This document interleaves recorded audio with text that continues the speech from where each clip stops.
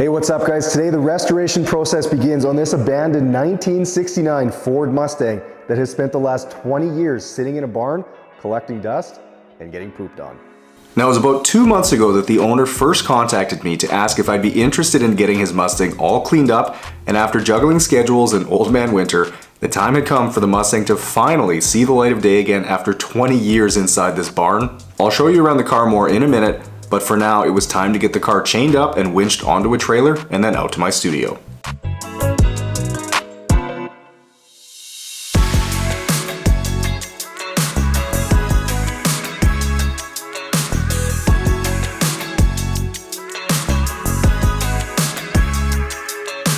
Once in the yard, we got the trailer backed up to the studio door, quickly unstrapped, and then just rolled it off. But of course, it wasn't quite lined up right, so a little maneuvering back and forth, and we had it nicely positioned over the drain pit. Now that we have it inside, I spent a few minutes chatting with Brendan about the car and about his plans for it, which I'll share with you in a few minutes. But shortly after, he was on his way, and it was time for me to take a closer look at what I'll be dealing with.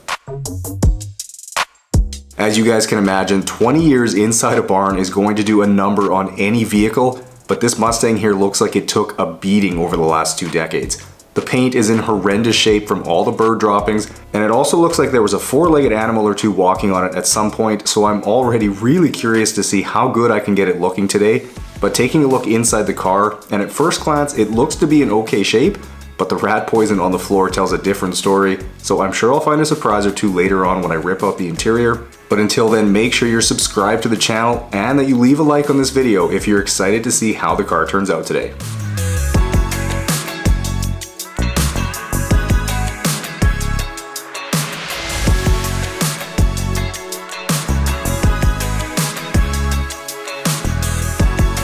Okay guys, well after sitting in a barn for 20 years, I'm not taking any chances here, so I'm going ahead and using some of my all-purpose cleaner as a pre-soak before I hit the paint with the pressure washer. But for the eagle-eyed viewers out there, you might have noticed that the car lost a giant chunk of paint on the hood between when it was in the barn to when it got to my studio, so that means I also have to be really careful with the pressure washer as the paint is brittle and I don't want to blast any more of it off.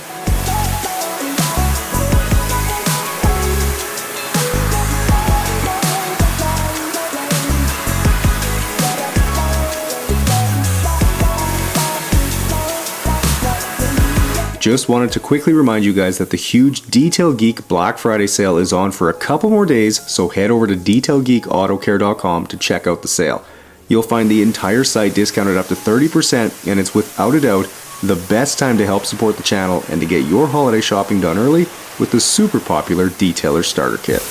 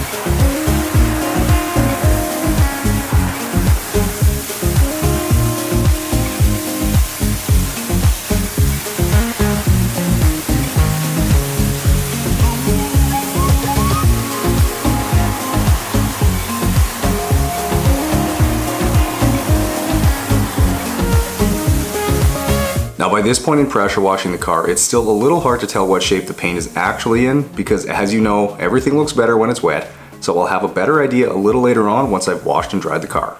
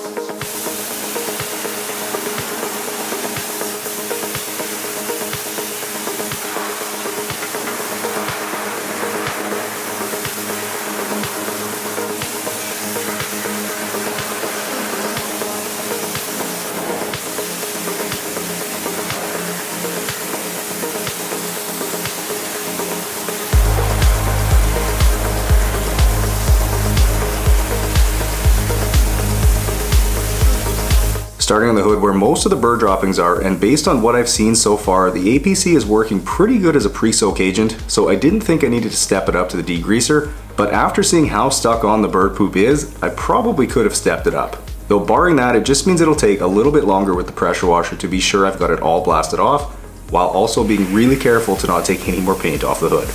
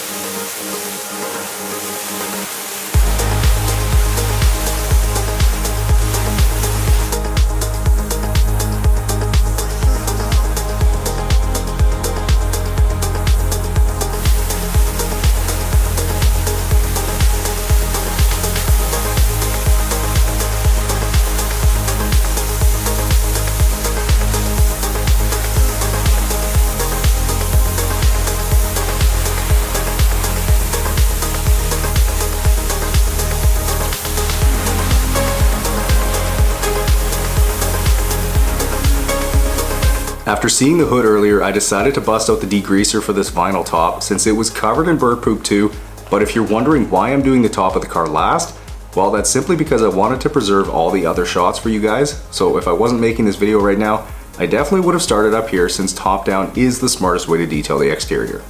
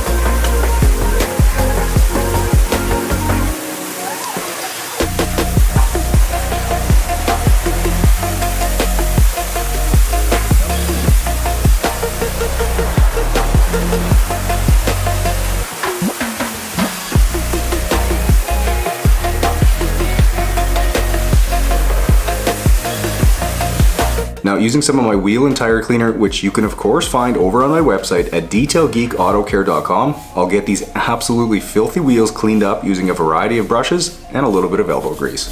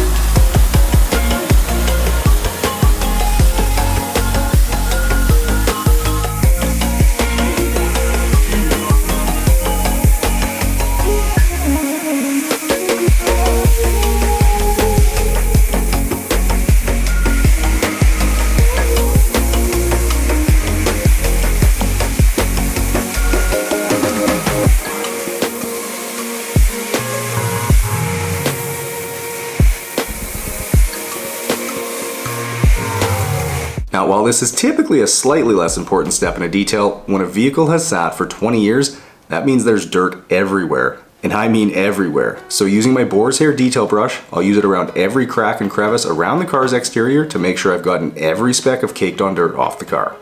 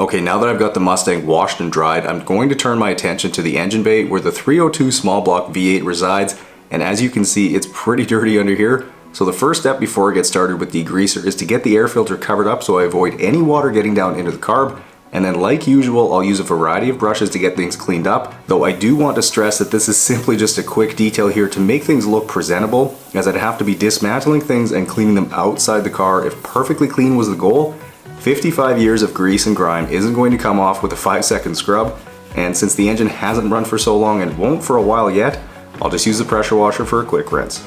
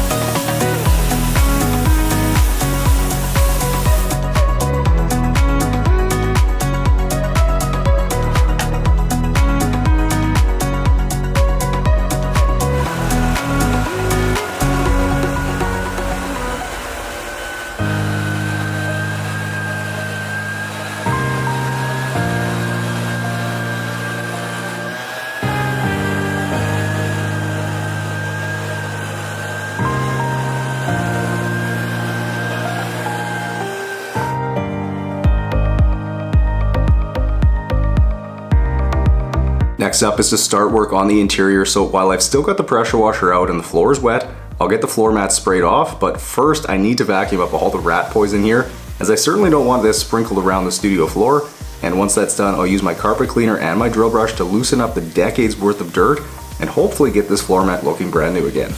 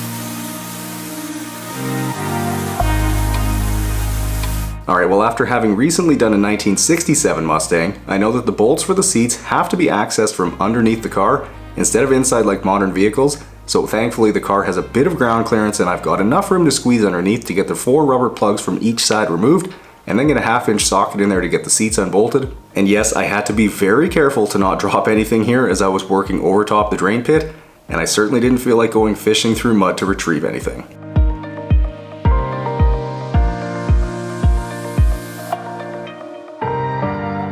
Okay, with the seats out of the car now, I've got a little better idea of what I'm dealing with here, but like always, it's easier to clean things outside of the car, so I'll quickly get all the seat belts unbolted and removed, and then the door sill plates removed as well.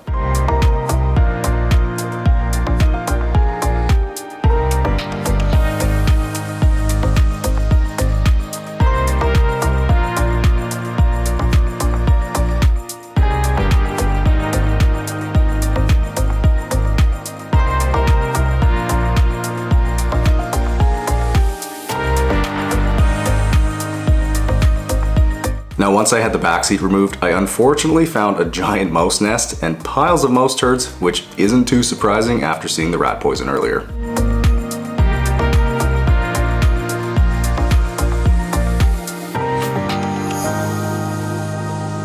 Last step before vacuuming is to get the trunk cleaned out, and thankfully this went a lot smoother than the last Mustang did, as I had to crawl in through the car to unbolt the latch mechanism and found live mice while doing so. Now if you haven't seen that video yet, I highly recommend watching it, as it was one of the craziest details that I've ever done. Alright, well while I use my shop vac to suck up all the mouse turds and whatever else is in here so it doesn't have to go through my central vac lines, I figured I'd give you the background I have on the car. So Brendan, the owner, has actually had the car since he was about 10 years old. I guess he was always a huge Mustang fanatic and found this one on Auto Trader, so his dad bought it for him. Only his older brother got to drive it first. Of course, once he turned 16, it was his car and he drove it for many years until it got parked out in the barn one day for good. And now that he's a little older and has the time, he wants to get it fully restored and already has a guy lined up to do the body work, so hopefully it won't be too long and he'll have this classic back on the road laying down some rubber. Of course, no detail like this would be complete without dead mice, so here's the rotted out bodies of 3 baby mice that their mother likely abandoned many years ago. But it wasn't just dead mice I found under the seat here. I also uncovered a crusty old watch, so I'll put that aside to give back to the owner just in case it means something to him.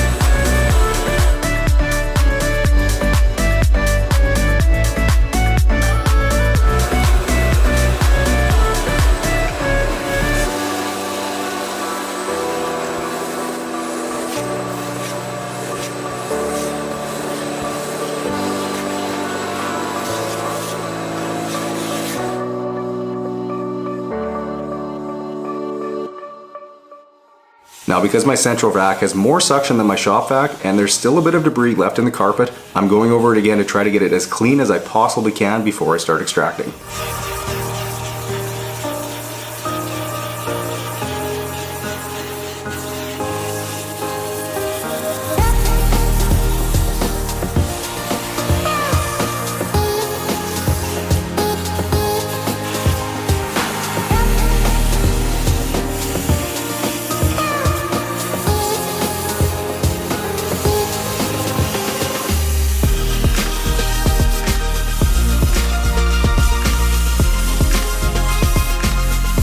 Getting to work on the carpet now, which after vacuuming looks to be in pretty good shape. And while you'll usually hear me say that the carpet in older vehicles is always nice and plush and good quality,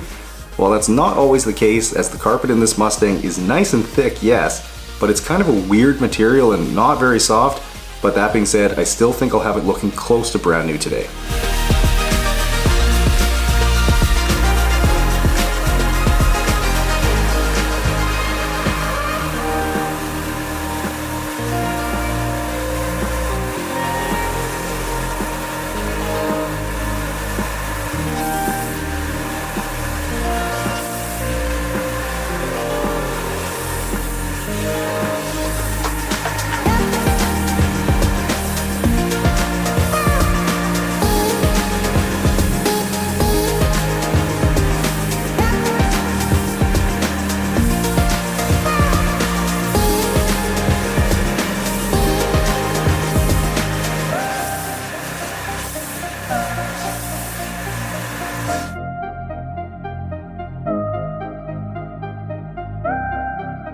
Starting on the last section of carpet now, and for those of you out there who enjoy seeing these old abandoned cars cleaned up to look new again, well, I've done a few of them now and have even started a playlist so you can just binge them all at once if you like, so feel free to give that a look because they've all been pretty crazy detailed.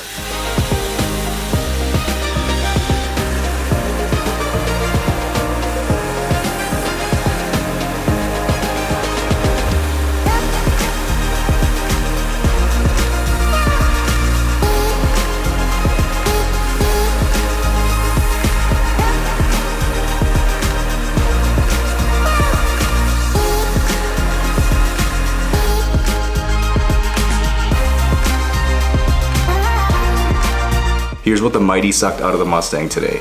Gross.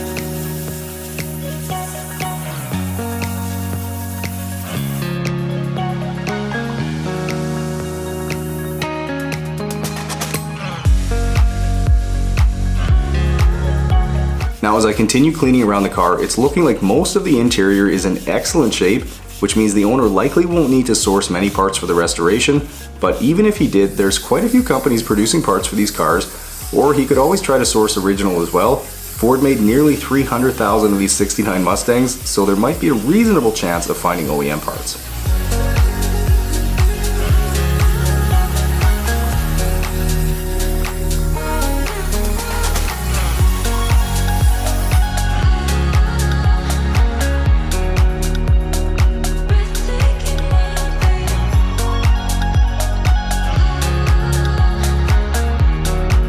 Okay, for this filthy back seat, I'll of course be using my leather cleaner and the steamer today, and even though this is a vinyl seat, my leather cleaner will still do a great job of getting it restored to look new again.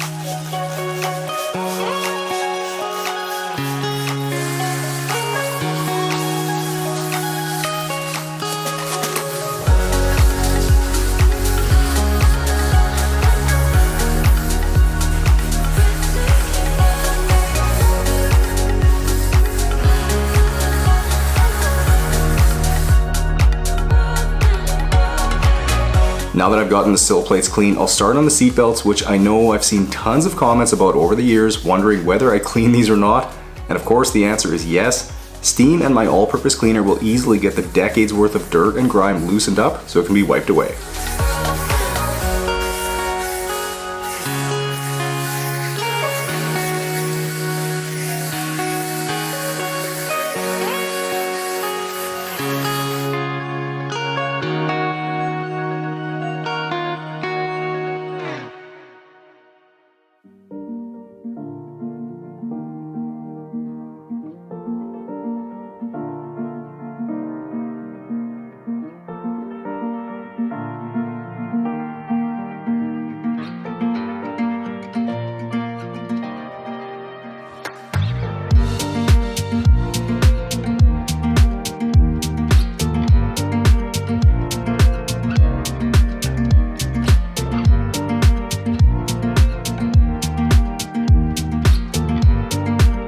Alright, well it's time to turn my attention to the paint on this Mustang, so with some of my finishing polish and a microfabric cutting pad, I'll get to work polishing up this old and heavily oxidized paint. But I do want to caution you guys that this is simply being done in an effort to give the paint a little bit of shine again, and after taking a look at the results, I'd say it's going to look a heck of a lot better when I'm done.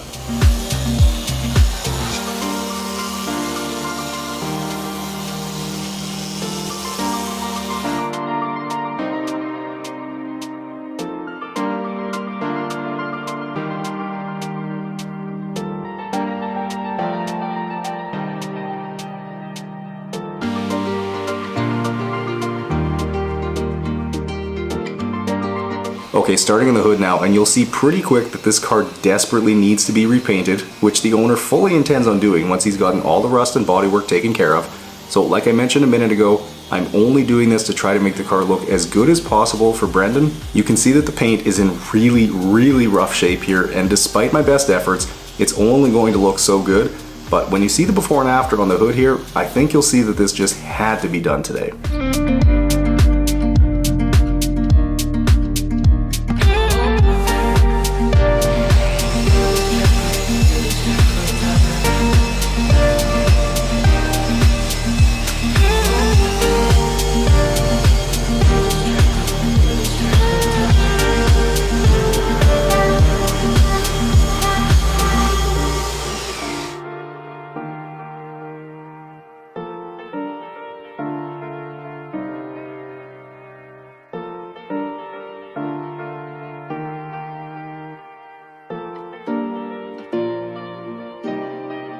Another necessary step today is getting all the chrome polished up, and for that I'm using my correcting compound, as it's got a little bit more bite than the finishing polish, and in about a minute the chrome is looking almost brand new again.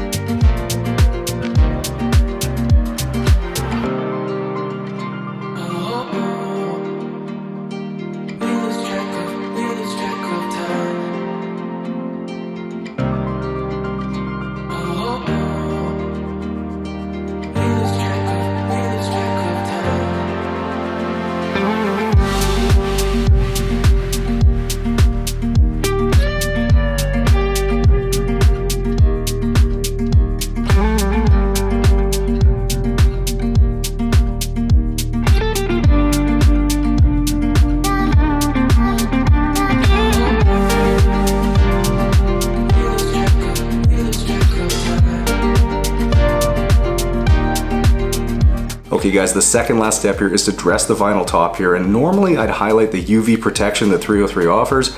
but in this case that ship has kind of sailed, though it's still going to revive it and make it look incredible.